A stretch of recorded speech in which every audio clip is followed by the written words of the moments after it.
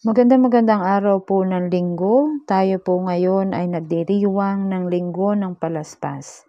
Ang unang pagbasa po natin ay mula sa aklat ni Propeta Isaías, Kabanata 50, talata 4-7. Ang makapangyarihang Panginoon ang nagturo sa akin, na sasabihin ko, para tulungan ang mahihina. Tuwing umaga'y kanyang binubuksan ang aking pandinig. Nananabik akong malaman kung ano ang ituturo niya sa akin. Binigyan niya ako ng pangunawa. Hindi ako naghimagsik ni tumalikod sa kanya. Hindi ako tumutol nang bugbugin nila ako. Hindi ako kumibo nang ako'y kanilang insultuhin. Pinabayaan ko silang bunutin ang buhok ko't balbas. Gayon din ang lurha nila ako sa mukha. Ang mga pagdustang ginawa nila'y di ko pinapansin, pagkat ang makapangyarihang Panginoon ang tumutulong sa akin. Handa akong magtiis na sampaling parang bato, pagkat aking batid na ang sarili ko'y di mapapahiya. Ang salita ng Diyos. Salamat sa Diyos. Mga kamisyon, ang salmong tugunan sa araw na ito, Diyos ko, bakit naman ako yung pinabayaan? Bawat taong makakita'y umiiling nanonokso. Palibak na nagtatawa at sinasabi ang ganito. Nagtiwala siya sa Diyos, ngunit hindi siya pansin. Kung talagang minamahal, bakit hindi intindihin? Diyos ko, bakit naman ako'y yung pinabayaan? May pangkat na mga buhong na sa akin pumaligid, para akong nasa gitna niyong asong mababangis. Mga kamay ko at paay butas sa pakong matulis. Ang buto ng katawan ko ay mabibilang sa masid. Diyos ko, bakit naman ako yung pinabayaan? Pinaghati-hati nila ang damit ko sa katawan. Ang hinubad na tunika'y dinaan sa sapalaran. Huwag mo akong ulilahin, huwag talikdan, Panginoon. O aking tagapagligtas, bilisan mo ang pagtulong. Diyos ko, bakit naman ako'y yung pinabayaan? Ang lahat ng ginawa mo'y ihahayag ko sa lahat. Sa gitna ng kapulungay, pupurihin kitang ganap. Purihin ang Panginoon ng lahat ng kanyang lingkod. Siya'y inyong dakilain, kayong angkan ni Jacob. Ikaw bayan ng Israel ay sumamba at maglingkod. Diyos ko, bakit naman ako'y yung pinabayaan? Mga kamisyon, ang ikalawang pagbasa naman po natin ay mula sa sulat ni Apostol San Pablo sa mga taga-Pilipos. Si Kristo Jesus, bagamat siya'y Diyos, ay hindi nagpilit na manatiling kapantay ng Diyos. Bagkus hinubad niya ang lahat ng katangian ng pagkadiyos. Nagkatawang tao at namuhay na isang alipin. Nang maging tao, siya'y nagpakababa at naging masunurin hanggang kamatayan. Oo, hanggang kamatayan sa krus. Kaya naman, siya'y itinampok ng Diyos at binigyan ng pangalang higit sa lahat ng pangalan. Ano pat ang lahat ng nilalang na nasa langit, nasa lupa at nasa ilalim ng lupa ay maninikluhod at sasamba sa Kanya. At ipapahayag ng lahat na si Jesucristo ang Panginoon sa ikararangal ng Diyos Ama. Ang salita ng Diyos. Salamat sa mga kamisyon, ang mabuting balita naman po natin sa araw na ito ay mula sa Ebanghelyo ni San Marcos, Kabanata 14, talata 1-15 at 47. 2 araw na lamang at pista ng Paskwa at ng tinapay na walang libatura. Ang mga punong saserdote at mga eskriba ay naghahanap ng paraan upang lihim na maipadakip si Jesus at maipapatay. Sinabi nila, ngunit huwag sa kapistahan, baka magkagulo ang mga tao. Nooy nasa Betanya si Jesus sa bahay ni Simong Kitongin. Samantalang siya'y kumakain. Dumating ang isang babaeng may dalang isang sisidlang alabastro na puno ng mamahaling pabango. Ito'y dalisay na nardo. Binasag niya ang sisidlan at ang pabango'y ibinuhos sa ulo ni Jesus. Nagalit ang ilang naruroon at sila'y nag-usap-usap. Ano't inaksaya ang pabango? Maipagbibili sana iyon ng higit pa sa 300 denaryo at maibibigay sa mga dukha ang pinagbilhan. At sinisi nila ang babae. Ngunit sinabi ni Jesus, bakit niyo siya ginugulo? Pabayaan ninyo siya. Mabuti ang ginawa niyang ito sa akin. Habang panahoy, kasama ninyo ang mga dukha. At anumang oras na inyong ibigin ay magagawa ninyo sila ng mabuti. Ngunit ako'y hindi ninyo kasama sa habang panahon. Ginawa niya ang kaniyang makakaya. Hindi pa may binusan na niya ng pabango ang aking katawan bilang paghahanda sa paglilibing sa akin. Sinasabi ko sa inyo, saan man ipangaral ang mabuting balita, mababanggit din naman ang ginawa niyang ito bilang pag-alaala sa kanya. Si Judas Iscariote, isa sa 12, ay pumunta sa mga punong saserdote upang ipagkanulo si Jesus. Natuwa sila nang marinig ang gayon at nangakong bibigyan siya ng salapi. Mula nooy humanap na si Judas ng pagkakataon upang maipagkanulo si Jesus. Unang araw ng pista ng tinapay na walang libadura, araw ng pagpatay ng kordero para sa Paskwa. Tinanong si Jesus ng kaniyang mga alagad, saan po ninyo ibig na ipaghanda namin kayo ng hapunang Pampaskwa? Inutusan niya ang 2 sa kaniyang mga alagad, pumunta kayo sa bayan. May masasalubong kayong isang lalaki na may dalang isang bangang tubig. Sundan ninyo siya sa bahay na kanyang papasukan at sabihin ninyo sa may-ari, ipinatatanong po ng guro kung saang silid siya maaring kumain ng hapunang Pampaskwa. Kasalo ng kaniyang mga alagad, at ituturo niya sa inyo ang isang malaking silid sa itaas na mayroon ng kagamitan. Doon kayo maghanda para sa atin. Nagtungo sa bayan ang mga alagad at natagpuan nga nila roon ang lahat, gaya ng sinabi niya sa kanila. At inihanda nila ang hapunang Pampaskwa. Kinagabihay dumating si Jesus kasama ang 12. Nang sila'y kumakain na, sinabi ni Jesus, tandaan ninyo ito, isa sa inyo na kasalo ko'y magkakanulo sa akin. Nanlumo ang mga alagad at isa't isa'y nagtanong sa kanya, ako po ba, Panginoon? Sumagot siya, isa sa inyo na kasalo ko sa pagsawsaw ng tinapay sa mangkok. Papanaw ang Anak ng Tao ayon sa nasusulat. Ngunit sa aba ng taong magkakanulo sa kanya, mabuti pa sa taong yaon ang hindi na ipinanganak. Samantalang sila'y kumakain, dumampot ng tinapay si Jesus at matapos magpasalamat sa Diyos, ay kanyang pinaghati-hati at ibinigay sa mga, kunin ninyo, ito ang aking katawan, wika niya.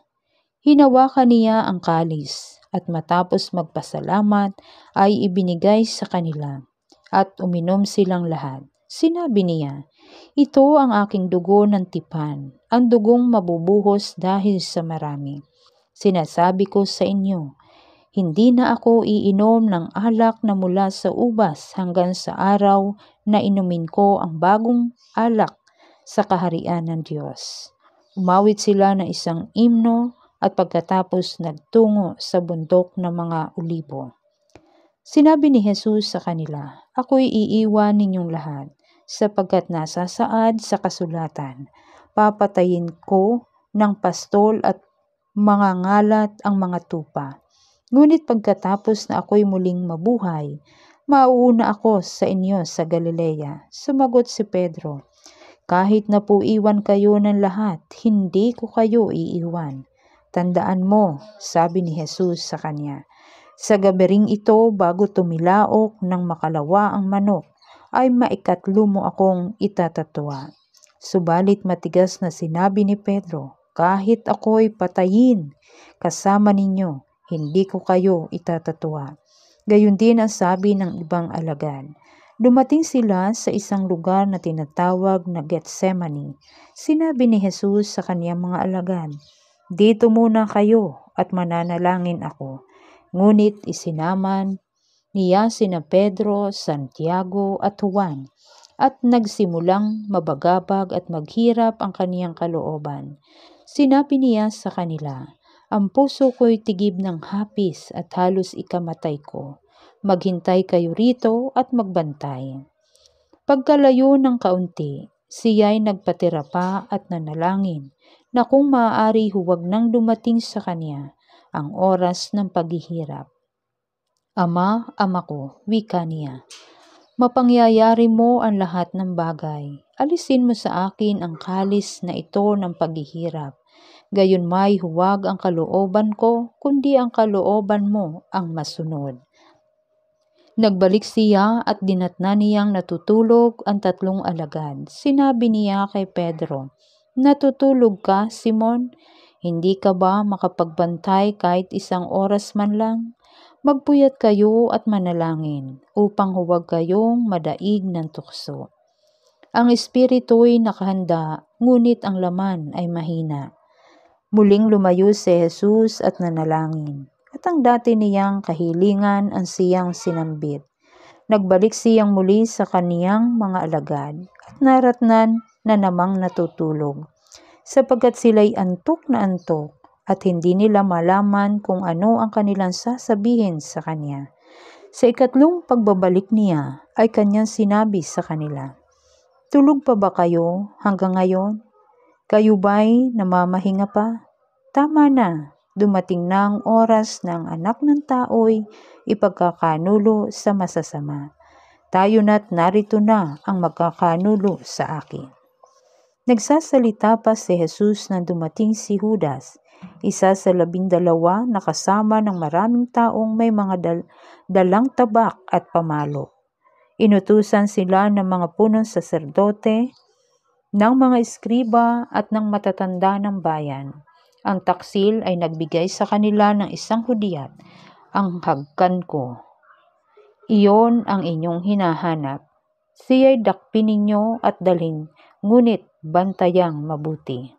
Pagdating ni Judas, agad siyang lumapit kay Jesus. Guro, ang bati niya, sabay halik. At sinunggaban si Jesus ng mga tao at dinakip.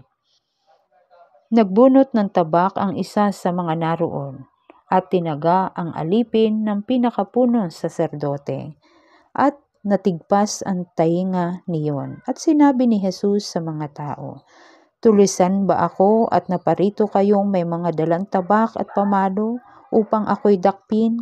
Araw-araw ako'y nagtuturo sa templo at naroon din kayo, ngunit hindi ninyo ako dinakip. Subalit kailangang matupad ang sinasabi ng kasulatan. Nagsitakas ang mga alagad at iniwan siya. Sinundan siya ng isang binatang walang damit sa katawan, maliban sa balabal niyang kayong lino.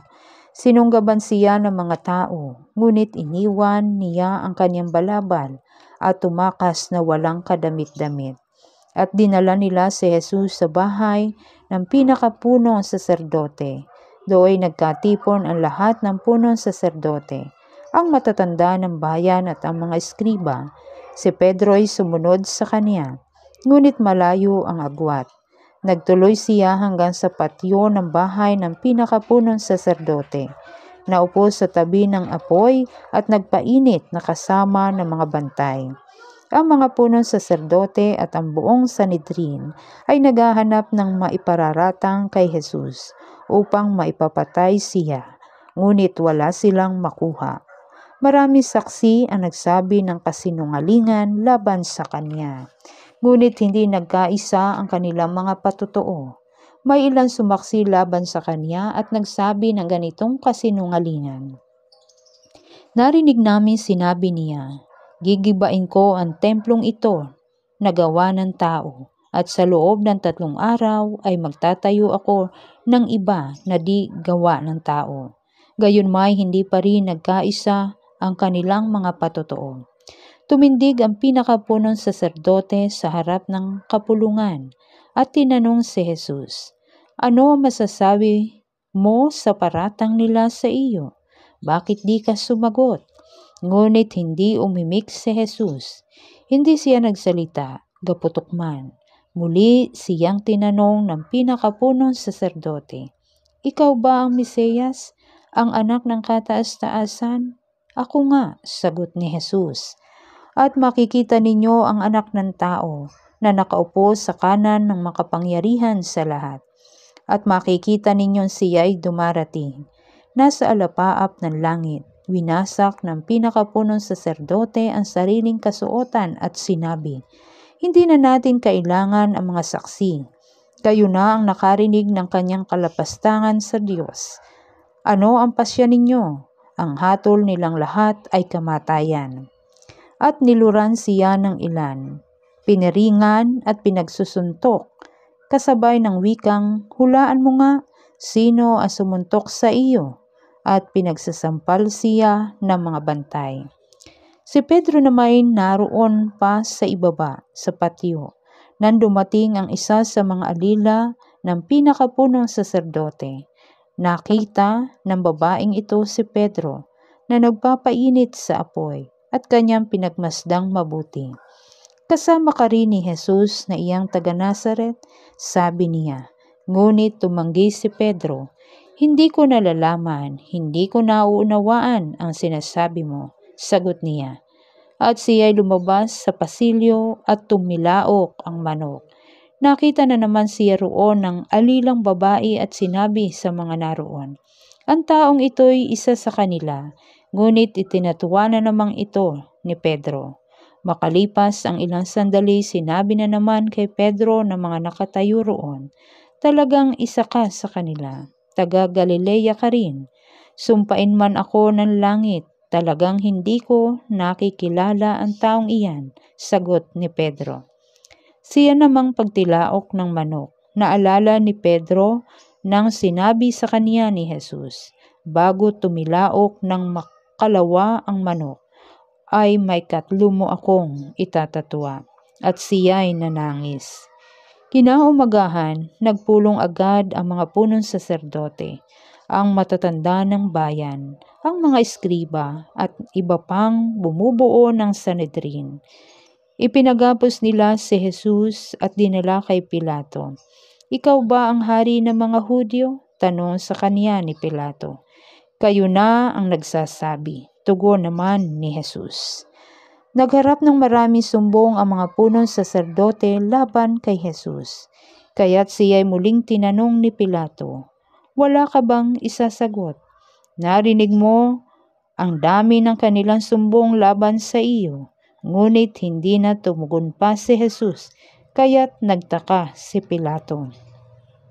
Tuwing pista ng Pasko ay nagpapalaya si Pilato na isang bilanggo. Sino man ang hilingin sa kanya ng taong bayan. Nakabilanggo noon ang isang lalaking nagngangalang Barrabas, kasama ng ibang naghimagsik at nakamatay ng nagdaang himagsikan. Lumapit ang mga tao at hiniling kay Pilato na isagawa na ang kanyang kinaugaliang pagpapalaya ng isang bilanggo. "Ibig ba ninyong palayain ko ang hari ng mga Hudyo?" tanong niya sa kanila.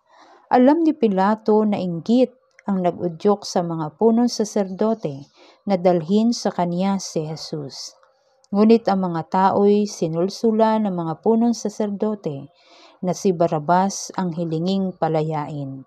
Ngunit gayon, ano ang gagawin ko sa taong ito na tinatawag ninyong hari ng mga Hudyo? Tanong uli ni Pilato. "Ipako sa krus," sigaw ng mga tao. "Bakit, ano bang kasalanan niya?" ani Pilato. Ngunit lalo pang sumigaw ang mga tao, "Ipako siya sa krus." Sa paghahangad ni Pilato na pagbigyan ng mga tao, pinalaya niya si Barrabas. Si Jesus ay kanyang ipinahagupit at ibinigay sa kanila upang ipako sa krus. Dinala ng mga kawal si Jesus sa pretoryo. Ang sinuutan nila si Jesus ng isang balabal na purpura.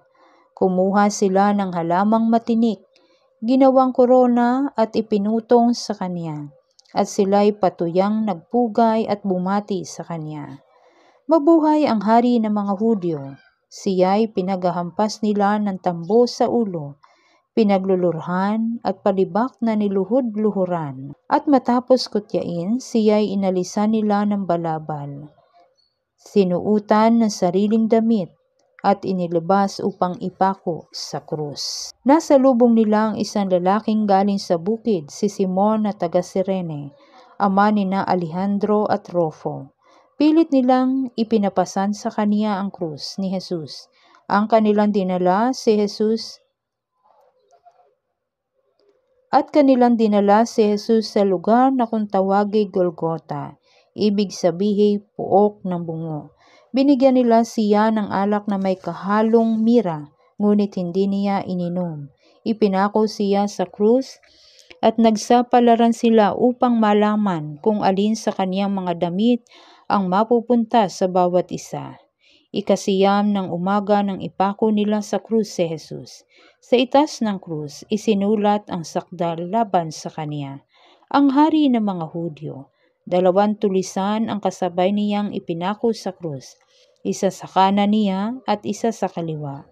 Sa gayoy natupad ang nasa saad sa kasulatan. Ibinilang siya sa mga salarin. Nilibak siya ng mga nagdaraan na tatangu-tangong nagsabi, "Di ba ikaw ang gigiba ng templo at muling magtatayo nito sa loob ng 3 araw? Iligtas mo ngayon ang iyong sarili. Bumaba ka sa krus." Kinutya rin siya ng mga punong saserdote at ng mga eskriba, at ang sabi sa isa't isa, "Iniligtas niya ang iba, ngunit di mailigtas ang sarili. Makita lang nating bumaba sa krus ang Mesiyas na iyan, na hari ng Israel. Maniniwala tayo sa kanya." Inalipusta din siya ng mga nakapakong at nagdilim sa buong lupain mula sa tanghaling tapat hanggang sa 3 ng hapon. Nang mag-iikatlo ng hapon, si Jesus ay sumigaw, "Eli, Eli, lema sabachthani," nang ibig sabihin, Diyos ko, bakit mo ako pinabayaan?" Narinig ito ng ilan sa mga nakatayo roon at kanilang sinabi, "Pakinggan ninyo, tinatawag niya si Elias." May tumakbo at kumuha ng espongha. Ito'y binasa ng maasim na alak, at pagkatapos ay inilagay sa dulo na isang tambo at ipinasipsip kay Jesus. Sabi niya, "Tingnan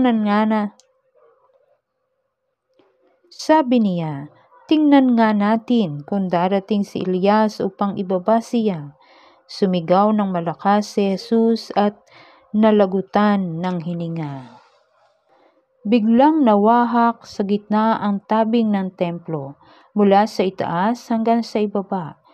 Nakatayo sa harap ng krus ang isang kapitan ng mga kawal at kanyang nakita kung paano namatay si Jesus. Kaya't sinabi niya, "Tunay ngang anak ng Diyos ang taong ito." Naroon din ang ilang babae at nakatanaw mula sa malayo. Kabilang sa kanila si Maria Magdalena, si Mariang ina ni Santiagong bata at Jose at si Salome. Mula pa sa Galilea ay nagsisunod na sila at naglingkod kay Jesus. At naroon din ang iba pang babaeng sumama kay Jesus sa Jerusalem. Nang magtatakip silim na, dumating si Jose na taga